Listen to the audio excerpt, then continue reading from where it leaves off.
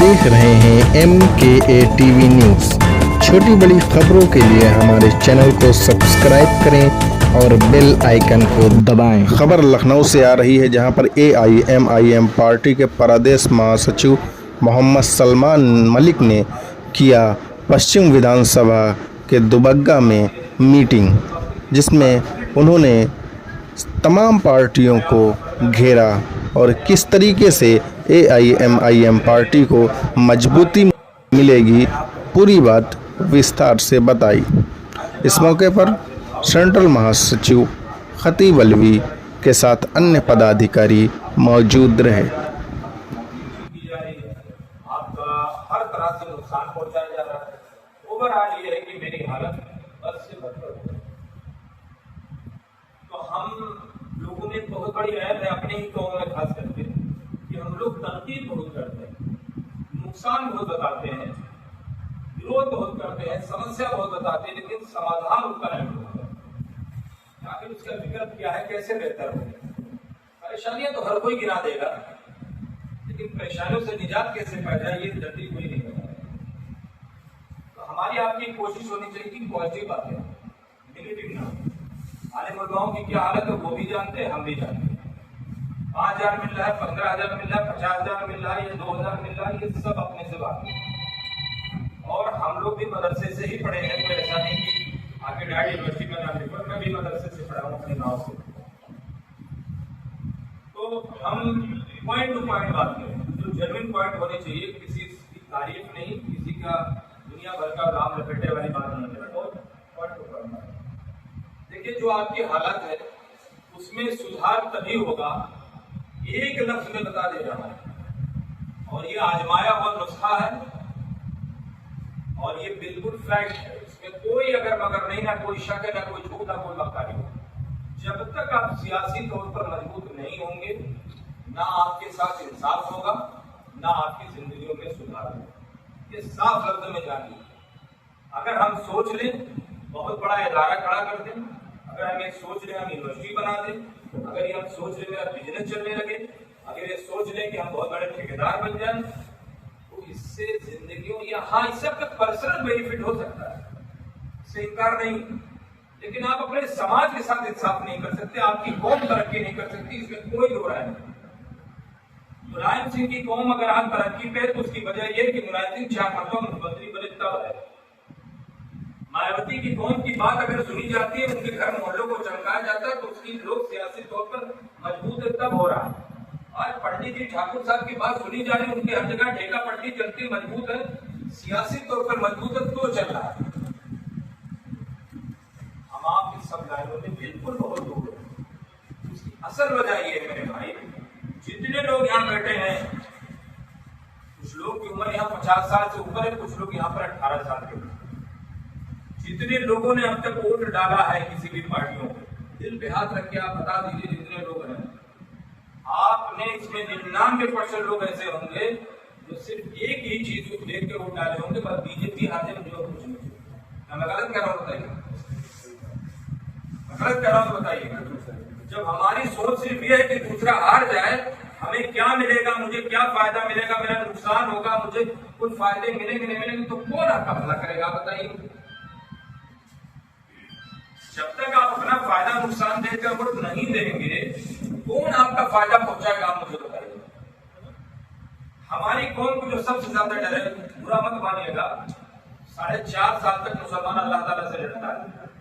जैसे चुनाव होता है 6 महीने में अल्लाह से ज्यादा बीजेपी से लड़ने लगता है। ये बीजेपी नहीं, ऐसा लग रहा है जैसे काना दज्जाल है, आ जाएगा मेरे ऊपर मुसल्लत हो जाएगा, मार जाएगा। हमारे डर के उनको वोट देते जो बीजेपी को हरा दे। अच्छा, हम ये सोचते हैं जिसको हम वोट दे रहे, अगर बीजेपी को हरा दिए तो हमको तो आज जन्नत मिल जाएगी। जबकि सच्चाई ये है कि कहीं आपकी सुनवाई नहीं है। हम लोग एक नारा देते हैं, जिसका अपना दल नहीं, उसके मसले का हल नहीं, और जिसका अपना नेता नहीं, उसका कुछ होता नहीं।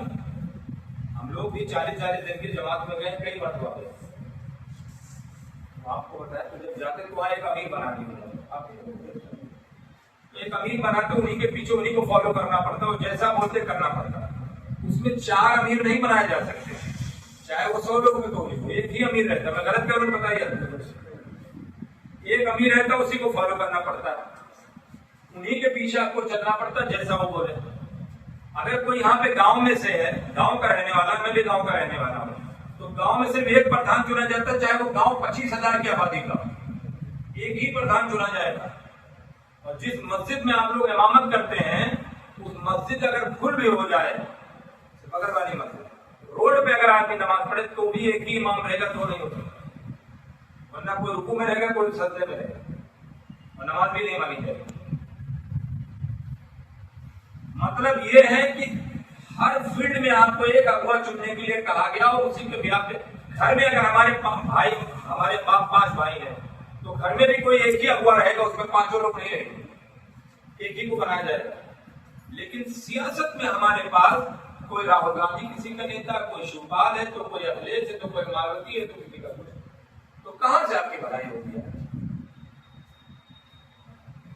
तो बराए मेहरबानी मेरा एक ही मशवरा ये है, आप लोग एक सियासी लीडर बनना चाहिए। सियासी लीडर हमेशा ऐसा होना चाहिए कि कम से कम वो चेहरे से, वो अपने किरदार से तो कुछ तो अपना भाई दिखे, चेहरे से किरदार से दिखे। वैसी साहब शक्ल दूर से ठीक है, पर्सनालिटी भी अल्हम्दुलिल्लाह बढ़िया है, चेहरे पे दाढ़ी है, सर पे टोपी है, अचवक्ता नमाजी है, हफ्ते में 2 दिन आम वक्त में रोजा रहते हैं, किसी भी आलिम उलमा की 1% की बुराई नहीं करते हैं, किसी भी मकतबे फिर किसी भी आपके जो भी जितने हमारे यहाँ बने हैं, शिया, सुन्नी, देवबंदी, वहाबी, अहले हदीस, किसी फिरके और किसी मकतबे फिक्र के खिलाफ नहीं, किसी मसले के खिलाफ नहीं हो, ना बयान देते हैं और आपकी वो आवाज उठाते हैं जो सिर्फ आपके दिल में सिमट के रह जाती है, वो पार्लियामेंट में भी बोलते हैं और बिना कहे बोलते हैं आपके लिए। शायद ही कोई ऐसा मुसलमान होगा जो ये कहेगा कि नहीं मेरी आवाज नहीं उठाता, और बिना कहे उठाते हैं। और एक चीज आप लोग गौर करिएगा, अगर मोबाइल चलाते हो देखते होंगे, वैसे साहब हैदराबाद से सांसद हैं लेकिन आवाज हमेशा पूरे हिंदुस्तान की उठाते हो, कभी हैदराबाद की नहीं उठाते, कभी भी नहीं। आप कभी नहीं सोचते हो कि हैदराबाद में ये चीज वो चीज दिक्कत है, हमेशा वो नेशनल इशू उठाते हो और हमारे आपकी, और जरूरत पड़ने पे सैकड़ों लोगों की मदद भी किए हैं, इसमें से मैं भी गवाह। कई लोगों को उन्होंने ऐसे अपने हाथों से ऐसा पैसा दे दिया कि हम लोग भी नहीं जान पाए और मदद करके साइड में कर दिया। जब कभी गए हुए तो खुद लोगों ने बताया कि गए लेकिन उन्होंने बताने से नहीं। तो कई इसी तरह से भी काम किए और हम लोगों ने सिर्फ मुसलमानों पे नहीं, गैर मुस्लिम भाइयों की भी मदद की जरूरत पड़ने पर। 2013 में केदारनाथ में एक बहुत बड़ी त्रासदी आई, उस वक्त एमआईएम पार्टी को कोई जानता तक नहीं था, तब एमआईएम ने 1.5 करोड़ रुपए की वहां पे जाके लोगों की मदद की थी, 25,000 लोग मदद। तो ऐसा नहीं कि हमने मदद नहीं, महाराष्ट्र में बाढ़ आई मदद की, केरल में बाढ़ आई मदद की, तमिलनाडु में आई हमने मदद की, बिहार में जब तक हम चुनाव नहीं लड़े तो उससे पहले हम लोगों ने 3-3 करोड़ रुपए की मदद की। उत्तर प्रदेश में कई जगह मोर्चे में एमआईएम पार्टी ने मदद की। अभी परसों की बात है, हम लोगों ने 75,000 रुपए की उस लड़के के लिए मदद की जिसके उसका मर्डर हो गया। और इसके लिए हम लोग कहते कि कानूनी लड़ाई भी आपकी लड़ेंगे, ये पैसे से भी हम लोगों ने मदद की, क्योंकि उनके पूरे खानदान में इकलौता वो लड़का था जिसको मार दिया। अभी उन्नाव में 2 साल पहले एक फैसल लड़का था, सब्जी बेचता था, उसको पुलिस वाले ने इतना मारा कि थाने में मर गया। पुलिस वाले पे FIR कराया, जेल भिजवाया, उसकी नौकरी लिए और उस लड़के की हम लोगों ने 1 लाख रुपए की मदद की। वहां के चेयरमैन से 2.5 लाख रुपए की मदद कराई, घर भी दिलवाया और 17 लाख रुपए का चंदा भी कराया। ऐसे हम आपके अम्बेडकर नगर में मोमिन हुआ, यहाँ हमने मदद, कई जगह हम लोग उनके घर में लीगल सपोर्ट दिया। यहाँ पर आपके जब बहराइच में दंगा हुआ तो वहां पर जिसका पूरा घर जला देगा था, बहुत बड़े किराने की दुकान, तो उसको भी 1 लाख रुपए की मदद की। तो ऐसा नहीं कि हम लोगों ने मदद नहीं की, लेकिन हम कहा था जब तक कोई सरकारी सपोर्ट हमसे नहीं मिलेगा आपकी जिंदगी बेहतर नहीं हो सकती। आज मुलायम सिंह की कौन यादव है, आप किसी भी नजदीकी थाने में चले जाइए, 4-5 यादव आपको मिलेंगे। किसी भी सरकारी के उसमें चले जाए, महकमे में चले जाए, 5-7 यादव जी आपको मिलेंगे। मैं नहीं कह रहा हूँ कि वो बुरे हैं, वो अपने जगह पे सही है, लेकिन वो कैसे पहुंचे? जब सियासी तौर पर मजबूती तो पहुंचे। और सियासत ही सारे फैसले तय करती है, सुई धागा से लेकर शादी ब्याह तक सारे फैसले सियासत तय करती है। कैसे करती है? 12:01 पर अयोध्या में योगी आदित्यनाथ जी पहुंचे और उन्होंने कहा फैजाबाद का नाम आज से अयोध्या, उसका नाम फैजाबाद हट गया। यहां से बैठे बैठे लखनऊ से उन्होंने कहा प्रयागराज नाम होगा, आज से इलाहाबाद नाम बंद। मायावती लखनऊ में बैठे बैठे बोली एक बार अकबरपुर का नाम बंद, अब उसका नाम अम्बेडकर नगर रहेगा। मोदी जी ने 8 बजे रात में ऐलान किया मंच से कि 12 बजे रात से 500 1000 की नोट बंद तो बंद। बीजेपी ने ऐलान किया कि ट्रिपल तलाक पे बैन लगेगा, लग गया बैन। ये सारे फैसले किसने किए? सियासत ने किए। किसी मदरसे से, किसी मठ से, किसी मंदिर से और किसी बड़े गुरुद्वारा से नहीं तय किए, ये सियासत ने तय किए। और वहां पे हम आप सिफर शून्य है वहां। क्यों? क्योंकि वहां पर हमारा कोई लीडर नहीं है। और याद रखो मेरे भाई कि आपके मुसलमान तो अरमान खान भी यहाँ के विधायक है, लेकिन मुस्लिम लीडर होने में और मुसलमानों के लीडर होने में फर्क है, ये जान लीजिए। मुस्लिम लीडर होने में और मुसलमानों के लीडर होने में फर्क है। मुस्लिम लीडर में आपके अरमान आ सकते मुस्लिम है, लेकिन वो मुसलमानों के लिए क्या करेंगे उसके लिए उनके पास कोई आइडिया नहीं। आपने कभी विधानसभा में एक को लफ्ज मुसलमानों के लिए बोलते हुए सुना? बताइए। हर कोई एक्टिव है, आप सोशल मीडिया चलाता है, थोड़ा बहुत तो सबको टच में रहता है, कहीं आपने देखा? बताओ। और उनकी बात तो छोड़ दो, 37 मुस्लिम एमएलए हैं, 37, एक एमएलए नहीं आपकी आवाज उठाता, जबकि उसको पूरा पावर है कि गाजीपुर से लेकर गाजियाबाद तक किसी भी इश्यू पे वो सरकार की दे सकता है, बोल सकता है। और हमारे यहाँ तो कहा गया है, इस्लाम में कहा कि जुल्म का जवाब आप 3 से दोगे। ताकत है तो ताकत से दीजिए, नहीं है तो दबाव से दीजिए, नहीं है तो मन में दीजिए। अरे यार चलो ठीक है, बीजेपी से लड़ने की ताकत नहीं, लेकिन बोलने की तो ताकत है ना आपके पास। और गलत बात बोलने में क्या दिक्कत है? गलत बात अगर कोई चीज हो रहा है उसको बोलने में क्या दिक्कत है? कोई फांसी पे चढ़ा देगा, अगर चढ़ा भी देगा यार तो क्या करेंगे आप बताइए? कम से कम गलत चीज के लिए तो आप बोले। कोई नहीं बोलता, हमारा नेता बोलता है, हमारे विधायक बोलते हैं। अख्तरुल साहब वो भी मौलवी के बेटे हैं, आप सदन में उठा के देख लीजिए, बिहार में शायद ही कोई ऐसा मुद्दा हो जिसको बोला अजीजिया मदरसा बहुत बड़ा है आपका बिहार शरीफ में, मदरसे को जला दिया गया, कुरान की बेहुरमती गई, कई लोग को मारा गया। सबसे पहले मेरा नेता वहां पे पहुंचा और लोगों की मदद किया और विधानसभा में आवाज उठाई। और वहां पर गए ठेला बंडी वालों की थोड़ी थोड़ी करके अपनी तरफ से मदद किया उन्होंने। एक भी नेता नहीं आपके बीच में आता है। आजकल मॉब लिंचिंग नाम है, दाढ़ी टोपी के नाम पे मारा जा रहा है, गाली दिया जा रहा है, कैसे ठीक होगा बताइए? क्या सरकार बदलने ठीक होगा? जब पहले मॉब लिंचिंग हुई थी तो सरकार अखिलेश यादव की थी, बीजेपी की नहीं थी। अखलाक को मारा गया तो उनके पूरे सर को कूद दिए थे कि कोई चेहरा नहीं पहचान पा रहा। और अफसोस की बात अखिलेश यादव के घर तक नहीं गया। जानते क्यों नहीं? कि नोएडा जैसी जगह पे हम जाएंगे तो ये ऐसी पनौती जगह कि हम अगर चले जाएंगे तो सरकार मेरी गिर जाएगी, इसलिए आप पूछ लीजिए, मैं कोई झूठ नहीं बोलता। अखिलेश यादव के सरकार में मुजफ्फरनगर हुआ, 50,000 लोग बेघर हो गए। उतने तो आजादी के बाद पहली बार ऐसा हुआ। 50,000 घर, सैकड़ों औरतों का उन्हीं के एक प्रधान के घर में, बिल्लू प्रधान तो उसके घर में रेप किया गया।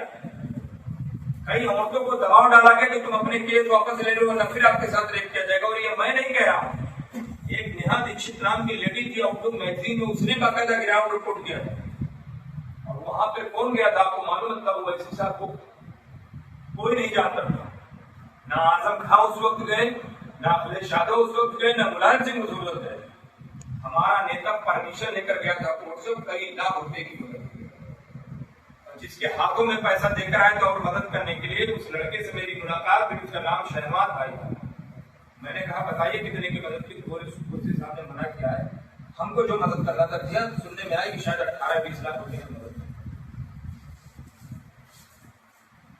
तो हम मदद थोड़ी बहुत कर सकते हैं, लेकिन हम ये चाहते हैं कि इस तरह की घटनाएं हमारे साथ ना हो।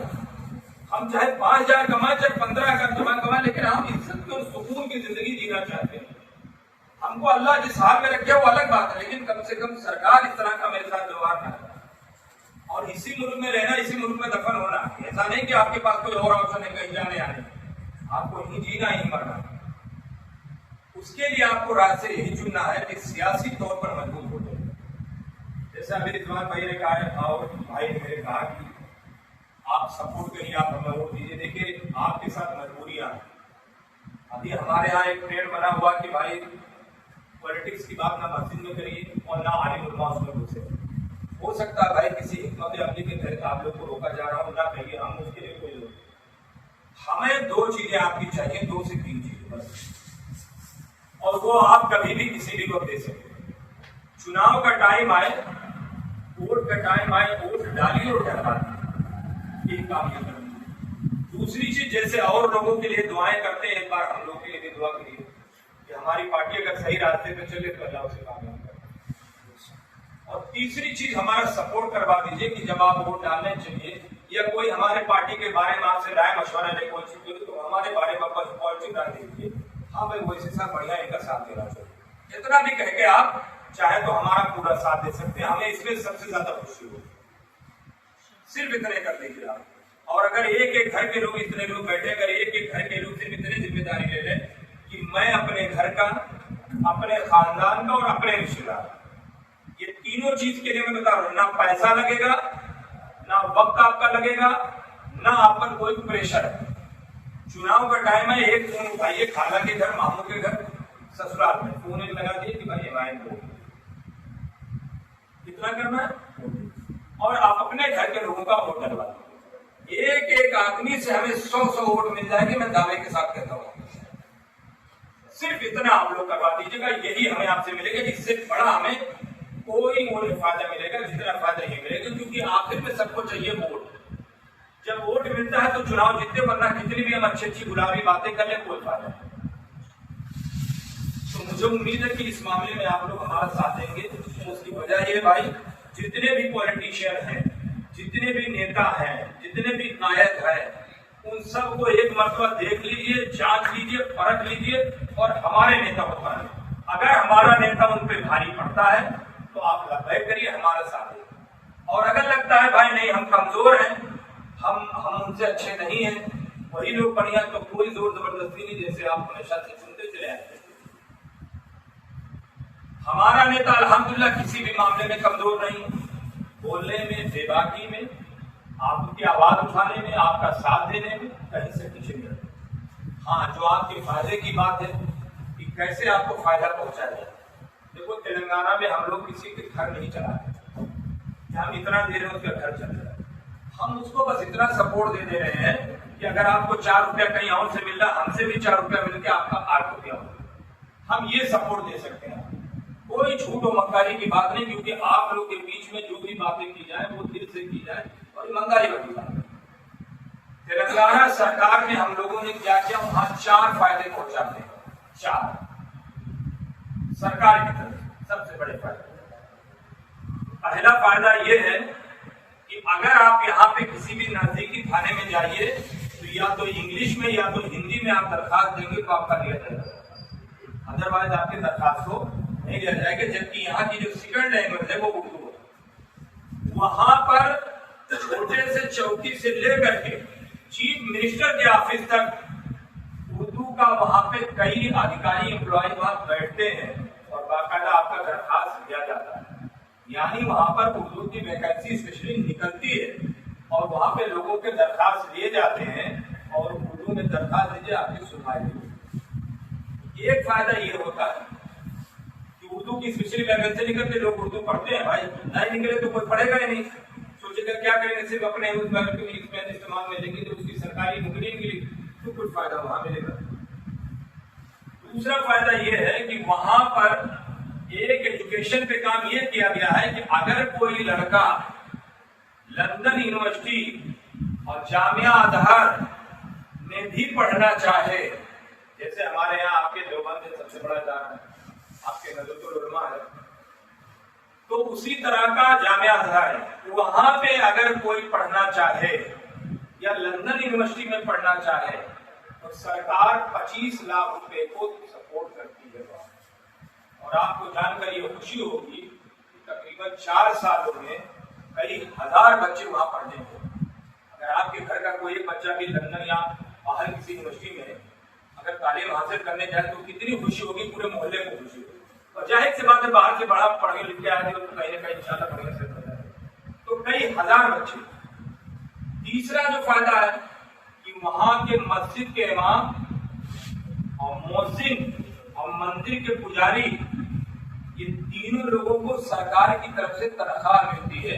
तनख्वाह कितनी मिलती है मुझे इसके बारे में जानकारी नहीं, लेकिन सरकार की तरफ से मिलती है। अगर मिलती होगी तो कुछ ना कुछ बेहतरीन मिलती, वहां मिलती है। सरकार की तरफ से तनख्वाह मिलती है और पूरा सपोर्ट उनको ये मिलता है कि जो वहां की गवर्नमेंट एम्प्लॉय होते हैं, जो सरकारी मुलाजिम होते हैं, उनको रमजान में 2 घंटा पहले छुट्टी दे दी जाती है। इफ्तार से पहले 2 घंटे पहले उनको छुट्टी दे दी जाती है, ताकि वो कितने भी दूर है तो अपने घर आ जाए। पूरे रमजान उनको छुट्टी मिलती है मुस्लिम एम्प्लॉयज को।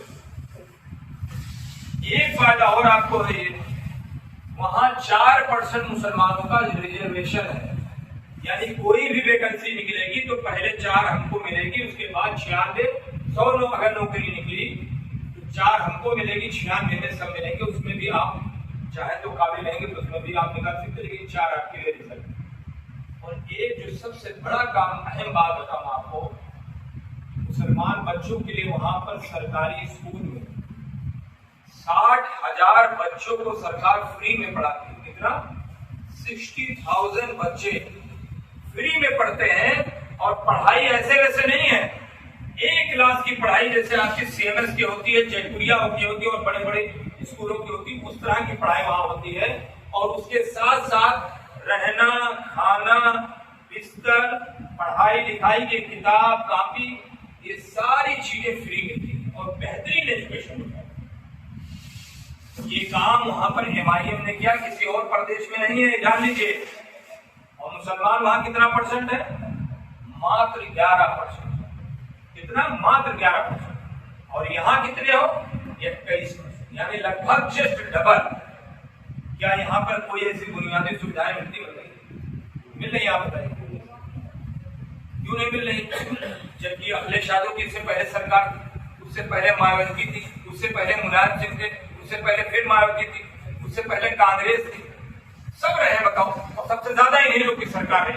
क्यों नहीं आपको इस तरह का बेनिफिट मिला? बताइए क्यों नहीं मिला? मालूम है कितने करोड़ मुसलमान है? 4.5 करोड़ मुसलमान है। 4.5 करोड़ बेईमानी के बाद आपको ये सुविधा, ये फायदा क्यों नहीं मिल रहा है? क्योंकि आपका यहाँ पर कोई सियासी लीडर नहीं था। आपका झंडा, आपका झंडा है। राजस्थान में उससे ज्यादा मुसलमान है, मतलब राजस्थान में उतने मुसलमान है। आप लोग राजस्थान में उतने ही मुसलमान है, गुजरात में भी उससे ज्यादा है, महाराष्ट्र में उससे भी ज्यादा है, यूपी में तो है ही है, उससे ज्यादा आपके आसाम में, आपके बंगाल में 29%, आसाम में 33% मुसलमान। इस तरह की सुविधाएं नहीं मिले। क्यों? जबकि वहां कांग्रेस की भी सरकार रही, मतलब बीजेपी को छोड़ के बाकी सबकी सरकार रही और सबसे ज्यादा रही, लेकिन फायदे नहीं पहुंचा पाए। क्यों? क्योंकि आपका कोई सियासी लीडर, आपका कोई रहनुमा नहीं था जो आपकी आवाज उठाए और नहीं। अगर होता, उन लोगों की नीयत सही होती तो और भी प्रदेशों में इस तरह का फायदा पहुंचा सकती थी कांग्रेस। क्यों नहीं? सिर्फ यही वजह। और इससे फायदे क्या होते हैं और आपको बताओ, जब आपका लीडर, आपका अगवा होगा तो कहीं आपकी मौत ऊंची होगी, कहीं आपके साथ जुल्म ज्यादती होगी, तो वो नहीं पहुंचेगा तो उसके कारिंदे पहुंचेंगे, उनके लोग पहुंचेंगे, उनके बड़े बड़े पदाधिकारी पहुंचेंगे, FIR करवाएंगे, आपको इंसाफ दिलाने की कोशिश। लेकिन जब आप सपा और बसपा और कांग्रेस के लोगों को सपोर्ट करेंगे तो जानते हो लोग क्या कहेंगे? देखो चुप रहो, हालात बहुत बुरा है। बीजेपी को हराने वाली बात है, बीजेपी को हराने वाली बात हो। मुसलमानों को मारा जाता है तो अखिलेश यादव एक लफ्ज नहीं बोलते हैं, लेकिन उन्हीं के बिरादरी को कोई कथा भागवत पढ़ने जाता है तो उसको जब मारा जाता है तो अपने यहाँ पास बुलाते हैं, 51,000 का इनाम देते हैं और कहते हैं कि अगर सरकार ने इन लोगों के साथ इंसाफ नहीं किया तो मैं धरने प्रदर्शन करूंगा, आंदोलन करूंगा। और हमारी जब बात आती है तो कहते हैं भाई चुप रहो यार, खामोश रहो। आप बोलोगे तो बीजेपी को फायदा हो जाएगा, यानी आपके बगल में मैं खड़ा हो जाऊंगा तो बीजेपी को फायदा हो जाएगा, दूसरे लोग नाराज हो जाएंगे। यानी हमारे खून की कोई कीमत नहीं, हमारी कोई वैल्यू नहीं। हमको सिर्फ ये चीजें बना दिया कि बस बीजेपी को। और ये क्यों बोल रहे हैं? क्योंकि इनके पास कोई इनका अगुवा नहीं, कोई लीडर नहीं है, तो मैं जो बोल दूंगा वो करेंगे। यही चीज तेलंगाना में करके दिखाई, यही चीज केरल में करके दिखाई, फिर देखिए नहीं कर पाए। क्यों? क्योंकि वहां पर उनका अपना लीडर है। आज मुस्लिम लीग के लोग फायदे में मार्चिंग या किसी के घरों को तोड़ते हुए नहीं दिखा जाएगा यहाँ पर। क्यों? एक और अहम बात आपको बताऊं, जो सबसे बड़ी चीज जो आप लोगों में भी इस चीज के एहसास से कमजोरी का हम लोग शिकार हो कि यार हम लोग अकेले हैं, इतने % है, एक वोट से क्या मिलेगा, ये नहीं देंगे। अगर यही चीज बिहार के लोग सोचते तो क्या किशनगंज से अमौर विधानसभा से अब तो विधानसभा विधायक बन पाते? अगर यही चीज सोचते तो क्या हम संबंध से अपना चेयरमैन जीत पाते? अकेले से कुछ नहीं होता है, मान लेता हूं, लेकिन जब तक आप शुरुआत नहीं करेंगे, जब तक आप ताकत में नहीं आएंगे, कोई आपकी ताकत से मायावती जिसको टिकट देती है, उसे 30 लाख 3 करोड़ तक पैसा लेती है। आपको शायद न जानकारी हो कि इसी विधानसभा से जो MLA है, इससे पहले जब वो चुनाव लड़ रहे थे तो बहुजन समाज पार्टी से ही चुनाव लड़े थे और पैसा देकर टिकट लेकर आए। किस लिए लाए थे? क्योंकि उनका समाज का 20,000 वोट हमें मिल जाएगा, कुछ मुसलमानों को मिल जाएगा, चुनाव जीत जाएगा। मायावती ने किस लिए पैसा मांगा था? क्योंकि हमारा 20,000 वोट है, 35 लाख रुपया दे दो। हमारे पास क्या है? 5,000 नहीं। जब आप अपने समाज को जोड़ेंगे तो आपकी ताकत को देखकर दूसरा जुड़ेगा, क्योंकि यहाँ चमत्कार को ही नमस्कार होता है। यहाँ लोग ताकत को देखकर ही ताकत से जुड़ते हैं। आप फॉर्च्यूनर से गाड़ी से जाइए और किसी को आप तो कोई आपका दूसरी गाड़ी वाला अगर 4 व्हीलर जा रहा है, फॉर्च्यूनर वाले को हाथ देगा तो फौरन रोक लेगा। लेकिन अगर मैं साइकिल से जा रहा हूं और आप हजरत अगर फॉर्च्यूनर से जा रहे हैं और मैं हाथ दूंगा तो नहीं रोकूंगा, क्योंकि मैं आपके लेवल का नहीं। लेवल पैदा करिए, हर कोई आपका साथ देगा।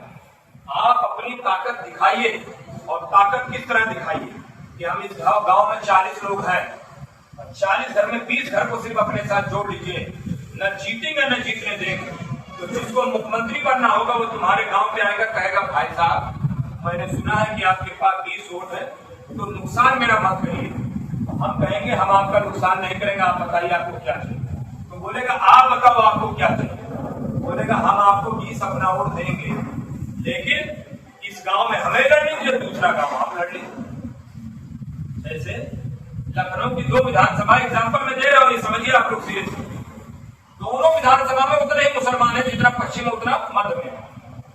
आप मध्य के 20,000 जोड़ लीजिए, यहाँ के जोड़ लीजिए, और अखिलेश यादव को बताने की जरूरत नहीं, फौरन जान जाएंगे कि 20,000 हमारे वोट से गया। अब उनको ये एहसास हो जाएगा दोनों सीटों पे ये न जीतेंगे न मुझे जीतने देंगे।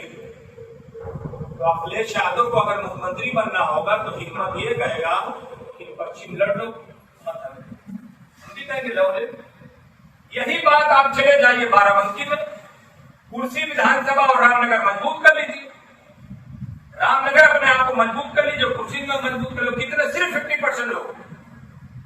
उसके बाद अखिलेश यादव के ले गए तो दोनों सीट हार जाएंगे इनकी वजह से। वो भी कहेंगे भैया रामनगर ले लो, कुर्सी दे।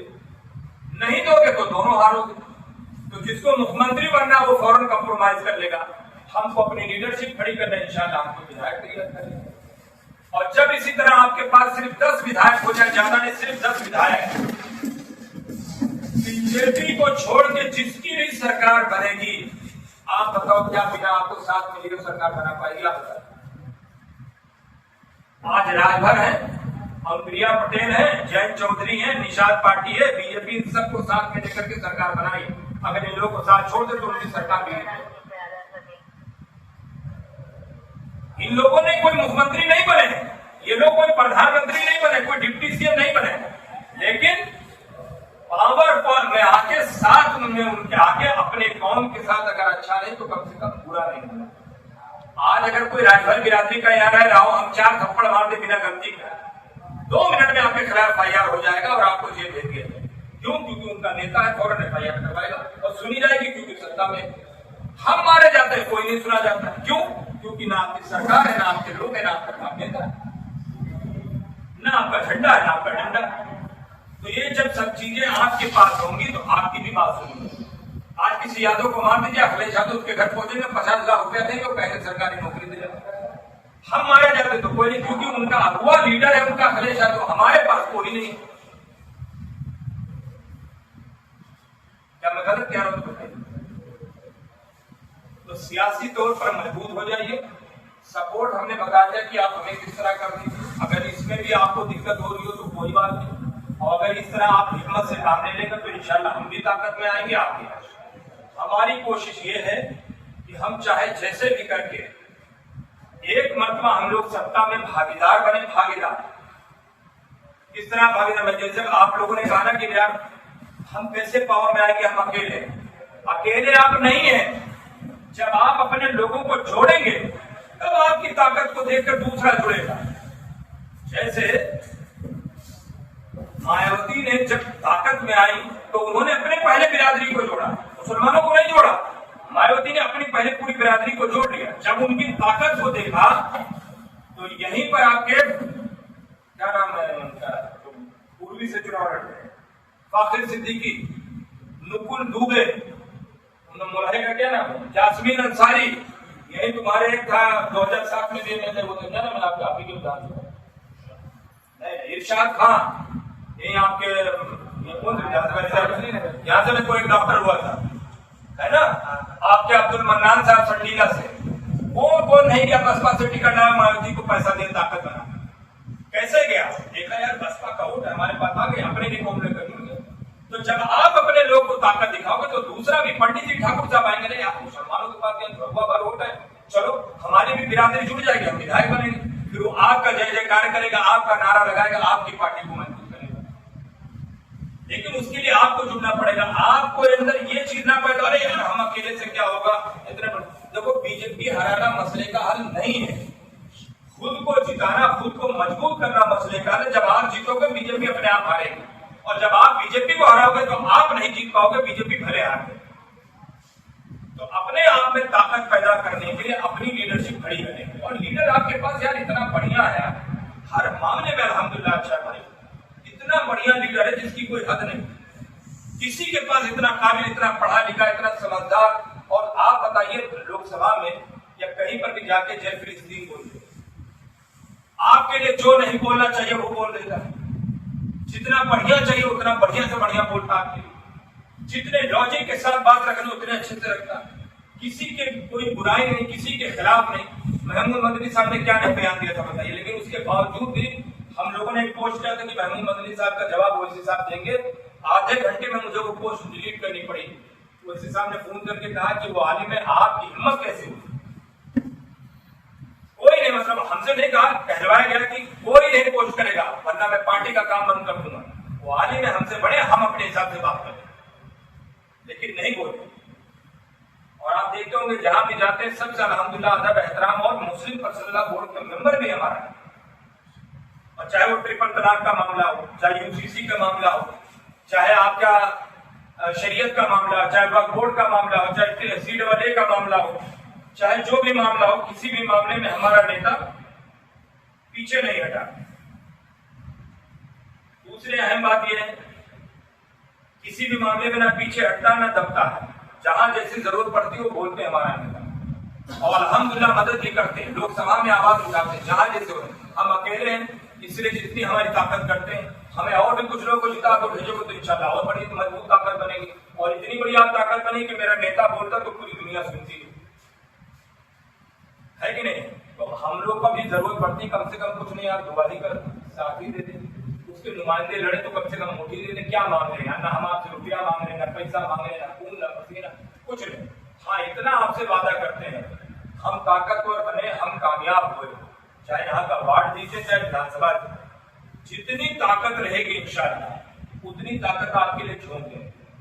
हम आपके घरों को महलों में नहीं तब्दील कर पाएंगे, ना हम आपको सूट बूट पहना के घुमा पाएंगे।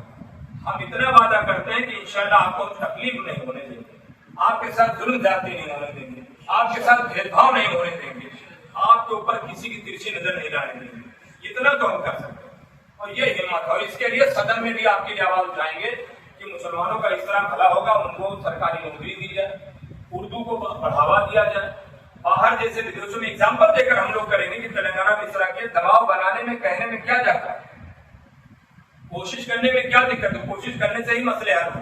तो इस तरह की आवाज आप लोगों के लिए बुलंद की जाएगी और इंशाल्लाह मुझे लग रहा है कि आप लोग का जो जब सपोर्ट मिलेगा तो सबका सपोर्ट मिल जाएगा। क्यों? क्योंकि देखिए आलिम उलमा को कोई बाहर की तरह भी बुरा भला कहले गाली दे, लेकिन जब जहाँ जरूरत पड़ती है बहुत सारे लोग अभी भी इज्जत करते हैं और आपकी बातों को सीरियस लेते हैं। तो जब आप सपोर्ट में बोलने लगेंगे, जब आप ये कहेंगे नहीं यार हिम्मत के तहत ठीक है, बढ़िया है, सबको देख लिया, एक मतलब इनको भी साथ लेकर देख लिया, भले आप खुल के नामा लेंगे, इशारतन भी कह देंगे, तो भी इंशाल्लाह लोग आपको सीरियस लेना शुरू कर देंगे। क्योंकि कई गांव में ऐसा मामला है कि जहाँ इमाम साहब, मुअज्जिन साहब, मुदर्रिस होते हैं या बड़े बड़े आलिम उलमा मुफ्ती साहब होते हैं, अगर वो कुछ कह देते हैं तो पूरा पूरा गांव पलट जाता है उसकी तरफ। तो आप लोग भी हमारा इसी तरह का साथ दीजिए, हमें आपसे और कुछ नहीं चाहिए, और जहां जैसी जरूरत पड़ेगी आप लोग भी इंशाल्लाह हम लोग खड़े हों।